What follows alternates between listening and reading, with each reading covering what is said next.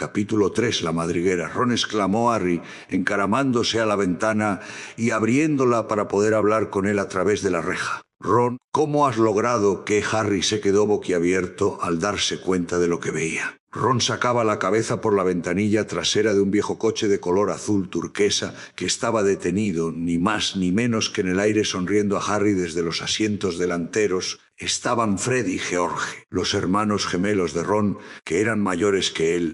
«¿Todo bien, Harry? ¿Qué ha pasado?», preguntó Ron. «¿Por qué no has contestado a mis cartas? Te he pedido unas 12 veces que vinieras a mi casa a pasar unos días. Y luego mi padre vino un día diciendo que te habían enviado un apercibimiento oficial por utilizar la magia delante de los muggles. No fui yo.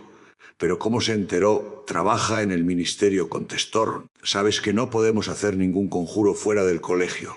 «Tiene gracia que tú me lo digas», repuso Harry, echando un vistazo al coche flotante. «Esto no cuenta», explicó Ron.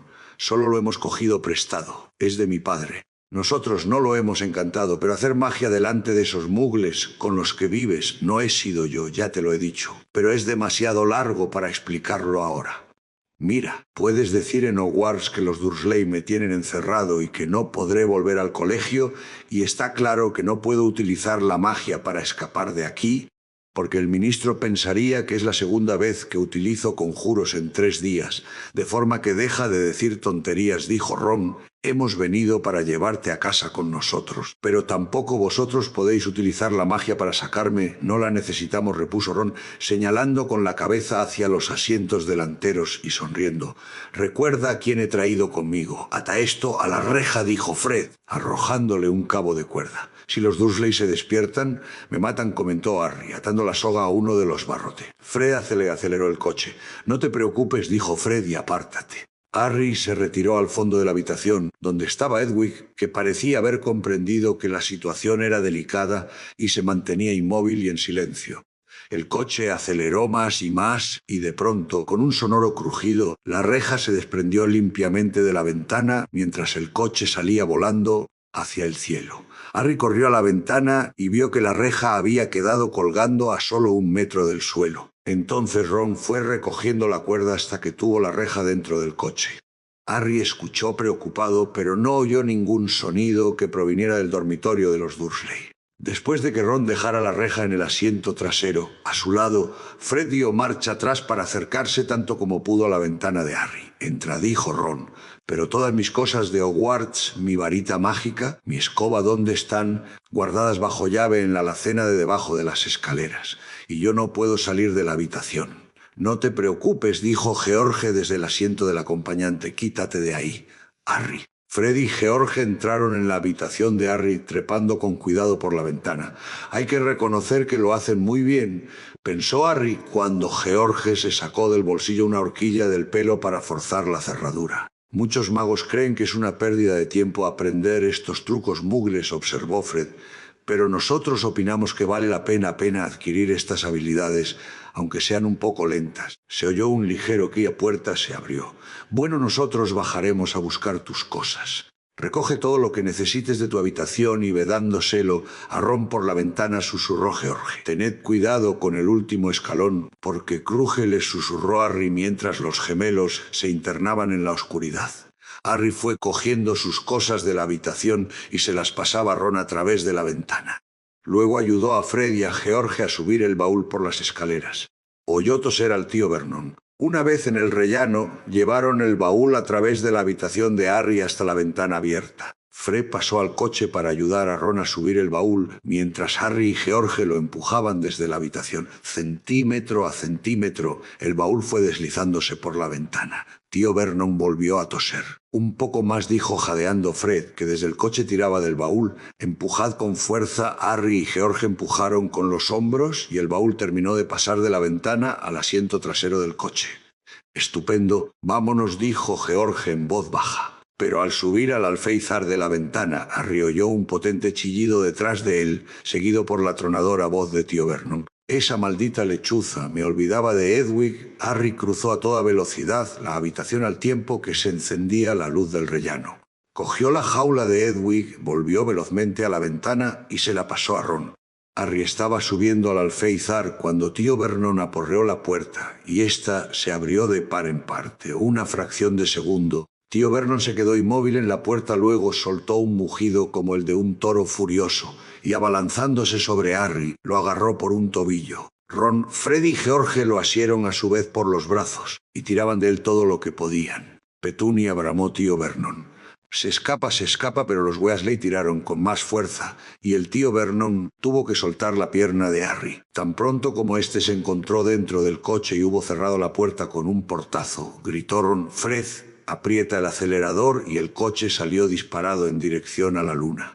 Harry no podía creérselo, estaba libre. Bajó la ventanilla y, con el aire azotándole los cabellos, volvió la vista para ver alejarse los tejados de Privet Drive. Tío Vernon, tía Petunia y Dudley estaban asomados a la ventana de Harry alucinados. «Hasta el próximo verano», gritó Harry. Los Weasley se rieron a carcajadas y Harry se recostó en el asiento, con una sonrisa de oreja a oreja. «Suelta a Hedwig», dijo a Ron, «y que nos siga volando. Lleva un montón de tiempo sin poder estirar las alas». George le pasó la horquilla a Ron y, en un instante, Hedwig salía alborozada por la ventanilla y se quedaba planeando al lado del coche como un fantasma. Entonces, «Harry, ¿por qué?», preguntó Ron impaciente.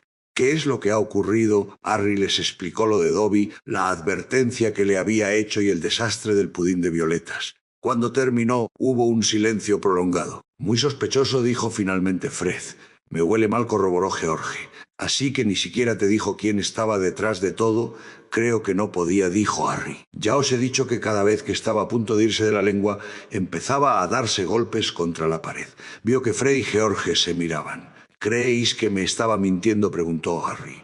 «Bueno», repuso Fred, «tengamos en cuenta que los elfos domésticos tienen mucho poder mágico, pero normalmente no lo pueden utilizar sin el permiso de sus amos. Me da la impresión de que enviaron al viejo Dobby a impedirte que regresaras a Hogwarts, una especie de broma. ¿Hay alguien en el colegio que tenga algo contra ti?». «Sí», respondieron Ron y Harry al unísono. «Draco Malfoy», dijo Harry. «Me odia». «Draco Malfoy», dijo George, volviéndose. «¿No es el hijo de Lucius Malfoy?». «Supongo que sí, porque no es un apellido muy común», contestó Harry. «¿Por qué lo preguntas? He oído a mi padre hablar mucho de él», dijo George. «Fue un destacado partidario de quien tú sabes. Y cuando desapareció, quien tú sabes», dijo Fred, estirando el cuello para hablar con Harry. Lucius Malfoy regresó negándolo todo. «Mentiras, mi padre piensa que él pertenecía al círculo más próximo a quien tú sabes».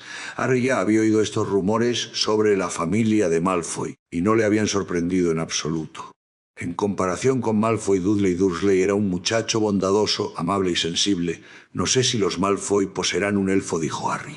«Bueno, sea quien sea, tiene que tratarse de una familia de magos de larga tradición y tienen que ser ricos», observó Fred. «Sí, mamá siempre está diciendo que querría tener un elfo doméstico que le planchase la ropa», dijo George. «Pero lo único que tenemos es un espíritu asqueroso y malvado en el ático, y el jardín lleno de gnomos. Los elfos domésticos están en grandes casas solariegas y en castillos y lugares así, y no en casas como la nuestra». Harry estaba callado a juzgar por el hecho de que Draco Malfoy tenía normalmente lo mejor de lo mejor. Su familia debía de estar forrada de oro mágico. Podía imaginárselo dándose aires en una gran mansión. También parecía encajar con el tipo de cosas que Malfoy podría hacer, el enviar a un criado para que impidiera que Harry volviese a Hogwarts.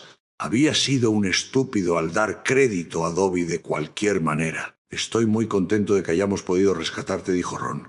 «Me estaba preocupando que no respondieras a mis cartas. Al principio le echaba la culpa a Errol. ¿Quién es Errol?». «Nuestra lechuza, macho. Pero está viejo. No sería la primera vez que le da un colapso al hacer una entrega.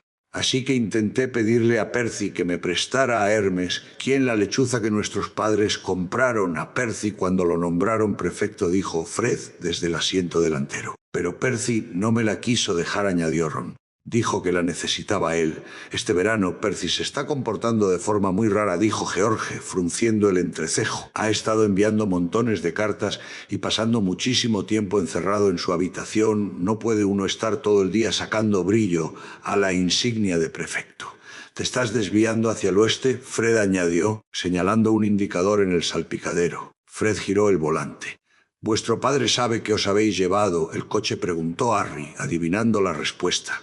Esto, no contestó Ron, esta noche tenía que trabajar. Espero que podamos dejarlo en el garaje sin que nuestra madre se dé cuenta de que nos lo hemos llevado. ¿Qué hace vuestro padre en el Ministerio de Magia? Trabaja en el departamento más aburrido, contestó Ron, la oficina contra el uso indebido de artefactos mugles. El que se trata de cosas que han sido fabricadas por los mugles, pero que a alguien las encanta y que terminan de nuevo en una casa o una tienda mugle. Por ejemplo, el año pasado murió una bruja vieja y vendieron su juego de té a un anticuario. Una mujer mugre lo compró, se lo llevó a su casa e intentó servir el té a sus amigos. Fue una pesadilla. Nuestro padre tuvo que trabajar horas extras durante varias semanas. ¿Qué ocurrió? Pues que la tetera se volvió loca y arrojó un chorro de té hirviendo por toda la sala. Y un hombre terminó en el hospital con las tenacillas para coger los terrones de azúcar aferradas a la nariz. Nuestro padre estaba desesperado. En el departamento solamente están él y un viejo brujo llamado Perkins, y tuvieron que hacer encantamientos para borrarles la memoria y otros trucos para que no se acordaran de nada. Pero vuestro padre, este coche, se rió. Le vuelve loco todo lo que tiene que ver con los mugles. Tenemos el cobertizo lleno de chismes mugles. Los coge, los hechiza y los vuelve a poner en su sitio. Si viniera a inspeccionar a casa, tendría que arrestarse a sí mismo. A nuestra madre la saca de quicio. Ahí está la carretera principal, dijo George, mirando hacia abajo a través del parabrisas. Llegaremos dentro de 10 minutos, menos mal, porque se está haciendo de día. Un tenue resplandor sonrosado aparecía en el horizonte. Al este, Fred dejó que el coche fuera perdiendo altura, y Harry vio a la escasa luz del amanecer el mosaico que formaban los campos y los grupos de árboles. Vivimos un poco apartados del pueblo, explicó George, en Otter y Saint Catchpole. El coche volador descendía más y más. Entre los árboles destellaba ya el borde de un sol rojo y brillante. Aterrizamos, exclamó Fred cuando, con una ligera sacudida, tomaron contacto con el suelo. Aterrizaron junto a un garaje en ruinas, en un pequeño corral, y Harry vio por vez primera la casa de Ron. Parecía como si en otro tiempo hubiera sido una gran pocilga de piedra. Pero aquí y allá habían ido añadiendo tantas habitaciones que ahora la casa tenía varios pisos de altura y estaba tan torcida que parecía sostenerse en pie por arte de magia. Y Harry sospechó que así era probablemente. 4 o 5 chimeneas coronaban el tejado. Cerca de la entrada, clavado en el suelo, había un letrero torcido que decía La Madriguera. En torno a la puerta principal había un revoltijo de botas de goma y un caldero muy oxidado. Varias galinas gordas de color marrón picoteaban a sus anchas por el corral. No es gran cosa. Es una maravilla, repuso Harry, contento, acordándose de Privetrive. Salieron del coche. Ahora tenemos que subir las escaleras sin hacer el menor ruido, advirtió Fred, y esperar a que mamá nos llame para el desayuno. Entonces tú, Ron, bajarás las escaleras dando saltos y diciendo: mamá, mira quién ha llegado esta noche. Ella se pondrá muy contenta y nadie tendrá que saber que hemos cogido el coche. Bien, dijo Ron. Vamos, Harry, yo duermo en él de repente. Ron se puso de un color verdoso muy feo y clavó los ojos en la casa. Los otros 3 se dieron la vuelta. La señora Weasley iba por el corral espantando a las gallinas. Y para tratarse de una mujer pequeña, rolliza y de rostro bondadoso, era sorprendente lo que podía parecerse a un tigre de enormes colmillos. A Musitofle. Dios mío, exclamó George. La señora Weasley se paró delante de ellos con las manos en las caderas y paseó la mirada de uno a otro. Llevaba un delantal estampado cuyo bolsillo sobresalía una varita mágica, así que dijo: «Buenos días». Mamá saludó, Jorge poniendo lo que él consideraba que era una voz alegre y encantadora. «¿Tenéis idea de lo preocupada que he estado?», preguntó la señora Weasley en un tono aterrador. «Perdona, mamá, pero es que mira». Teníamos que, aunque los 3 hijos de la señora Weasley eran más altos que su madre, se amilanaron cuando descargó su ira sobre ellos. Las camas vacías, ni una nota, el coche no estaba. Podíais haber tenido un accidente, creía que me volvía loca, pero no os importa, ¿verdad? Nunca. En toda mi vida ya veréis cuando llegue a casa vuestro padre. Un disgusto como este nunca me lo dieron Bill, ni Charlie, ni Percy, el prefecto perfecto, murmuró Fred. Pues podría seguir su ejemplo, gritó la señora Weasley, dándole golpecitos en el pecho con el dedo. Podríais haberos matado o podría haberos visto alguien, y vuestro padre haberse quedado sin trabajo por vuestra culpa. Les pareció que la reprimenda duraba horas. La señora Weasley enronqueció de tanto gritar y luego se plantó delante de Harry, que retrocedió asustado. «Me alegro de verte, Harry», cielo dijo Nar. La señora Weasley se encaminó hacia la casa y la siguió, después de dirigir una mirada azorada a Ron, que le respondió animándolo con un gesto de la cabeza. La cocina era pequeña y todo en ella estaba bastante apretujado. En el medio había una mesa de madera que se veía muy restregada, con sillas alrededor. Harry se sentó tímidamente, mirando a todas partes. Era la primera vez que estaba en la casa de un mago. El reloj de la pared de enfrente solo tenía una manecilla y carecía de números. En el borde de la esfera había escritas cosas tales como hora del té, hora de dar de comer a las gallinas y te estás retrasando. Sobre la repisa de la chimenea había unos libros en montones de 3. Libros que tenían títulos como La elaboración de queso mediante la magia, El encantamiento en la repostería o por arte de magia, Cómo preparar un banquete en un minuto. Y, a menos que Harry hubiera escuchado mal, la vieja radio que había al lado del fregadero acababa de anunciar que a continuación emitirían el programa La Hora de las Brujas, con la popular cantante hechicera Celestina Warbeck. La señora Weasley preparaba el desayuno sin poner demasiada atención en lo que hacía y en el rato que tardó en freír las salchichas echó unas cuantas miradas de desaprobación a sus hijos. De vez en cuando murmuraba «¿Cómo se os pudo ocurrir o nunca lo hubiera creído? Tú no tienes la culpa», cielo aseguró a Harry, echándole en el plato 8 o 9 salchichas. «Arthur y Anne hemos estado muy preocupados por ti. Anoche mismo estuvimos comentando que si Ron seguía sin tener noticias tuyas el viernes, iríamos a buscarte para traerte aquí. Pero dijo mientras le servía 3 huevos free cualquiera podría haberos visto atravesar medio país volando en ese coche e infringiendo la ley entonces, como si fuera lo más natural». Dio un golpecito con la varita mágica en el montón de platos sucios del fregadero y estos comenzaron a lavarse solos, produciendo un suave tintineo. «Estaba nublado, mamá», dijo Fred. «No hables mientras comes», le interrumpió la señora Weasley. «Lo estaban matando de hambre», mamá, dijo George. «Cállate tú también», atajó la señora Weasley. Pero cuando se puso a cortar unas rebanadas de pan para Harry y a untarlas con mantequilla, la expresión se le enterneció. En aquel momento apareció en la cocina una personita bajita y pelirroja, que llevaba puesto un largo camisón y que, dando un grito, se volvió corriendo. «Es Ginny», dijo Ron a Harry en voz baja, «mi hermana. Se ha pasado el verano hablando de ti». «Sí, debe de estar esperando que le firmes un autógrafo», Harry dijo Fred con una sonrisa, pero se dio cuenta de que su madre lo miraba y hundió la vista en el plato sin decir ni una palabra más. No volvieron a hablar hasta que Ron terminado todo lo que tenían en el plato, lo que les llevó poquísimo tiempo. «Estoy que reviento», dijo Fred, bostezando y dejando finalmente el cuchillo y el tenedor. «Creo que me iré a la cama y de eso nada», interrumpió la señora Weasley. «Si te has pasado toda la noche por ahí, ha sido culpa tuya. Así que ahora vete a desnomizar el jardín, que los gnomos se están volviendo a desmadrar». «Pero mamá y vosotros dos, id con él», dijo ella mirando a Ron y George. «Tú sí puedes irte a la cama, cielo», dijo Harry. «Tú no les pediste que te llevaran volando en ese maldito coche». Pero Harry, que no tenía nada de sueño, dijo con presteza: «Ayudaré a Ron, nunca he presenciado una desgnomización». «Eres muy amable, cielo, pero es un trabajo aburrido», dijo la señora Weasley. «Pero veamos lo que Lockhart dice sobre el particular». Y cogió un pesado volumen de la repisa de la chimenea. George se quejó. «Mamá, ya sabemos desnomizar un jardín». Harry echó una mirada a la cubierta del libro de la señora Weasley. Llevaba escritas en letras doradas de fantasía las palabras Gilderoy Lockhart, guía de las plagas en el hogar. Ocupaba casi toda la portada una fotografía de un mago muy guapo de pelo rubio ondulado y ojos azules y vivarachos. Como todas las fotografías en el mundo de la magia, esta también se movía el mago, que Harry supuso que era Gilderoy Lockhart. Guiñó un ojo a todos con descaro.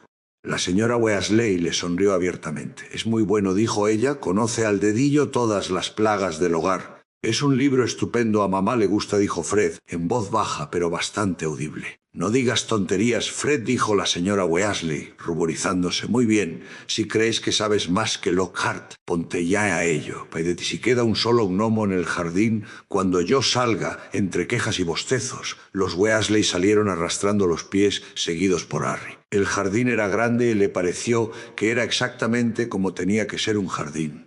A los Dursley no les habría gustado, estaba lleno de maleza y el césped necesitaba un recorte. Pero había árboles de tronco nudoso junto a los muros y en los arriates plantas exuberantes que Harry no había visto nunca y un gran estanque de agua verde lleno de ranas. Los muggles también tienen gnomos en sus jardines, ¿sabes?, dijo Harry a Ron mientras atravesaban el césped. Sí, ya he visto esas cosas que ellos piensan que son gnomos, dijo Ron, inclinándose sobre una mata de peonías. Como una especie de papás Noel gorditos con cañas de pescar. Se oyó el ruido de un forcejeo. La peonía se sacudió y Ron se levantó, diciendo en tono grave: «Esto es un gnomo». «Suéltame, suéltame», chillaba el gnomo. Desde luego no se parecía a Papá Noel, era pequeño y de piel curtida, con una cabeza grande y huesuda parecida a una patata. Ron lo sujetó con el brazo estirado, mientras el gnomo le daba patadas con sus fuertes piececitos. Ron lo cogió por los tobillos y lo puso cabeza abajo. «Esto es lo que tienes que hacer», explicó. Levantó al gnomo en lo alto. «Suéltame», decía este, y comenzó a voltearlo como si fuera un lazo. Viendo el espanto en el rostro de Harry, Ron añadió: «No les duele, pero los tienes que dejar muy mareados para que no puedan volver a encontrar su madriguera». Entonces soltó al gnomo y éste salió volando por el aire y cayó en el campo que había al otro lado del seto, a unos 7 metros, con un ruido sordo. «De pena», dijo Fred. «¿Qué te apuestas a que lanzo el mío más allá de aquel tocón?» Harry aprendió enseguida que no había que sentir compasión por los gnomos y decidió lanzar al otro lado del seto al primer gnomo que capturase. Pero este, percibiendo su indecisión, le hundió sus afiladísimos dientes en un dedo. Le costó mucho trabajo sacudírselo. «Caramba, Harry, eso habrán sido casi 20 metros». Pronto el aire se llenó de gnomos volando. «Ya ves que no son muy listos», observó George, cogiendo 6 gnomos a la vez. «En cuanto se enteran de que estamos desgnomizando, salen a curiosear. Ya deberían haber aprendido a quedarse escondidos en su sitio». Al poco rato vieron que los gnomos que habían aterrizado en el campo, que eran muchos, empezaban a alejarse andando en grupos con los hombros caídos. «Volverán», dijo Ron, mientras contemplaban cómo se internaban los gnomos en el seto del otro lado del campo. «¿Les gusta este sitio? Papá es demasiado blando con ellos porque piensa que son divertidos». En aquel momento se oyó la puerta principal de la casa. «Ya ha llegado», dijo George. «Papá está en casa», y fueron corriendo a su encuentro. El señor Weasley estaba sentado en una silla de la cocina, con las gafas quitadas y los ojos cerrados. Era un hombre delgado, bastante calvo, pero el escaso pelo que le quedaba era tan rojo como el de sus hijos. Llevaba una larga túnica verde polvorienta y estropeada de viajar. Que noche farfulló, cogiendo la tetera mientras los muchachos se sentaban a su alrededor. 9 redadas. 9, y el viejo Mundungus Fletcher intentó hacerme un maleficio cuando le volví la espalda. El señor Weasley tomó un largo sorbo de té y suspiró. «¿Encontraste algo?», papá preguntó Fred con interés. «Solo unas llaves que merman y una tetera que muerde», respondió el señor Weasley en un bostezo. «Han ocurrido, sin embargo, algunas cosas bastante feas que no afectaban a mi departamento. A Mortlaque lo sacaron para interrogarle sobre unos muy raros, pero eso incumbe al Comité de Encantamientos Experimentales, gracias a Dios». «¿Para qué sirve que unas llaves encojan?», preguntó George. «Para atormentar a los muggles», suspiró el señor Weasley. «Se les vende una llave que merma hasta hacerse diminuta para que no la puedan encontrar nunca, cuando la necesitan naturalmente. Es muy difícil dar con el culpable porque ningún muggle quiere admitir que sus llaves merman, siempre insisten en que las han perdido.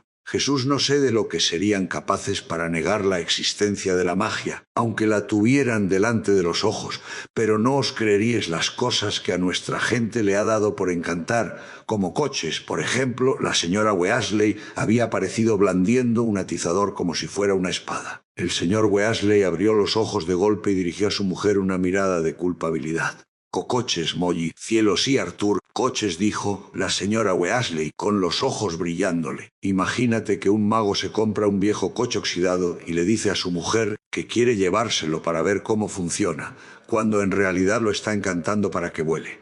El señor Weasley parpadeó. «Bueno, querida, creo que estarás de acuerdo conmigo en que no ha hecho nada en contra de la ley, aunque quizá debería haberle dicho la verdad a su mujer. Verás, existe una laguna jurídica siempre y cuando él no utilice el coche para volar. El hecho de que el coche pueda volar no constituye en sí, señor Weasley. Ya se encargó personalmente de que existiera una laguna jurídica cuando usted redactó esa ley, gritó la señora Weasley. Solo para poder seguir jugando con todos esos cachivaches mugles que tienes en el cobertizo. Para que lo sepas, Harry ha llegado esta mañana en ese coche en el que tú no volaste, Harry, dijo el señor Weasley mirando a su esposa sin comprender. Que Harry, al darse la vuelta, vio a Harry y se sobresaltó. Dios mío, es Harry Potter, encantado de conocerte. Ron nos ha hablado mucho de esta noche. Tus hijos han ido volando en el coche hasta la casa de Harry y han vuelto, gritó la señora Weasley. No tienes nada que comentar al respecto, ¿es verdad que hicisteis eso?, preguntó el señor Weasley nervioso. Fue bien la cosa que quiero decir, titubeó, al ver que su esposa echaba chispas por los ojos, que eso ha estado muy mal. Muchachos, pero que muy mal, dejémosles que lo arreglen entre ellos, dijo Ron a Harry en voz baja al ver que su madre estaba a punto de estallar. Venga, quiero enseñarte mi habitación. Salieron sigilosamente de la cocina y, siguiendo un estrecho pasadizo, llegaron a una escalera torcida que subía atravesando la casa en zigzag. En el tercer rellano había una puerta entornada. Antes de que se cerrara de un golpe, Harry pudo ver un instante un par de ojos castaños que estaban espiando. Ginny, dijo Ron, no sabes lo raro que es que se muestre así de tímida. Normalmente nunca se esconde. Subieron 2 tramos más de escalera hasta llegar a una puerta con la pintura desconchada y una placa pequeña que decía habitación de Ronald. Cuando Harry entró con la cabeza casi tocando el techo inclinado. Tuvo que cerrar un instante los ojos. Le pareció que entraba en un horno, porque casi todo en la habitación era de color naranja intenso, la colcha, las paredes, incluso el techo. Luego se dio cuenta de que Ron había cubierto prácticamente cada centímetro del viejo papel pintado con pósteres iguales en que se veía a un grupo de 7 magos y brujas que llevaban túnicas de color naranja brillante. Sostenían escobas en la mano y saludaban con entusiasmo. ¿Tu equipo de Quidditch favorito?, le preguntó Harry. Los Chudley Cannons, confirmó Ron, señalando la colcha naranja, en la que había estampadas 2 letras gigantes y una bala de cañón saliendo disparada. Van 9º en la liga. Ron tenía los libros de magia del colegio amontonados desordenadamente en un rincón, junto a una pila de cómics que parecían pertenecer todos a la serie Las aventuras de Martin Miggs, el mugle loco. Su varita mágica estaba en el alféizar de la ventana, encima de una pecera llena de huevos de rana, y al lado de Scabbers, la gorda rata gris de Ron, que dormitaba en la parte donde daba el sol. Harry echó un vistazo por la diminuta ventana, tras pisar involuntariamente una baraja de cartas autobarajables que se hallaba esparcida por el suelo. Abajo, en el campo, podía ver un grupo de gnomos que volvían a entrar de uno en uno, a hurtadillas, en el jardín de los Weasley a través del seto. Luego se volvió hacia Ron, que lo miraba con impaciencia, esperando que Harry emitiera su opinión. «Es un poco pequeña», se apresuró a decir Ron, «a diferencia de la habitación que tenías en casa de los mugles. Además, justo aquí arriba está el espíritu del ático, que se pasa todo el tiempo golpeando las tuberías y gimiendo». Pero Harry le dijo con una amplia sonrisa, «es la mejor casa que he visto nunca». Ron se ruborizó hasta las orejas.